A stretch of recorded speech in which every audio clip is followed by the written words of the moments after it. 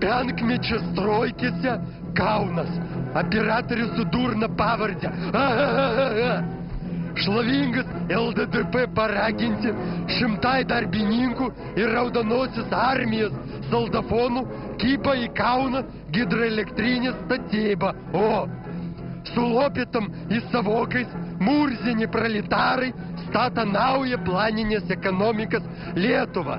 Vyriausia Lietuvos komunista Algirdą Brazauskas paraginti į bomžus panašus beždžionžmogį plytą po plytą, deda ant kokios tai košės malošės.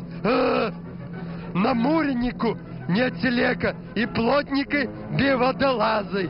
Žodžiu, statėm ir pagaliau pastatėm čiburaškos.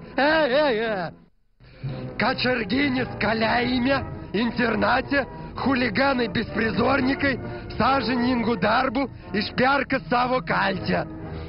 Internato cechose dūzgi socialistinis lenktyniavimas tarp vagysčių, nepilnamečių privartautojų ir kitokių padugnių. Vot pankas atsuktuvas, anksčiau jis grojo antitarybinį pankroką, a dabar česnu darbu išperka savo kaltę. Buvę aboldusai ir bizelnikai savo gatvės panažovšinos įgūdžius dabar pritaiko taikiam dražinėjimui. Jeigu gerai sufinkį dročinsi, tai gal ir šachmatų lentą išdročinsi. Žurnalo pabaiga.